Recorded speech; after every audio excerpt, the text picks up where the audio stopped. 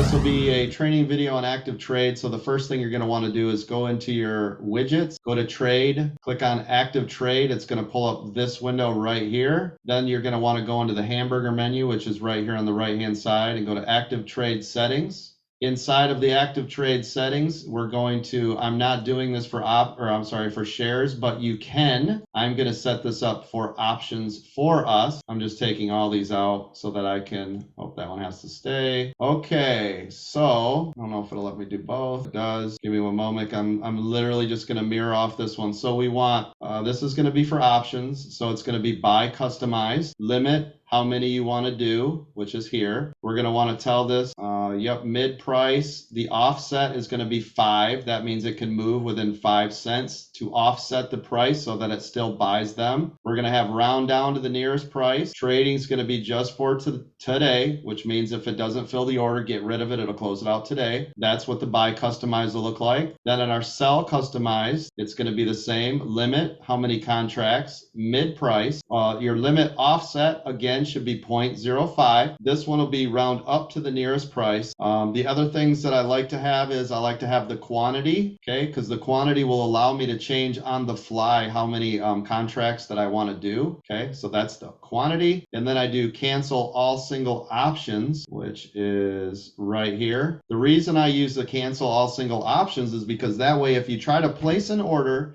and it gets stuck in the working queue, instead of me going down here, right-clicking, modifying, or canceling, all I need to do is literally click on this cancel. And as soon as I click on this cancel all single, it gets rid of it, and then I can click buy again. So cancel, buy, right? Then the last thing that I want to make sure that I have in here is I want to have close right here. Close means sell at market, okay? So that means if I have a close button, it says right there, close at market. That way, if I'm trying to get out fast and I'm not trying to right click, close, and all this other, no, I literally click close and it will close the entire position. Then once I've got this set up, I can drag this window anywhere I want. In this case, I'll put it up here. And now you can see there's my active trade. And you can have as many as you want. You can have one for shares, one for options, doesn't matter.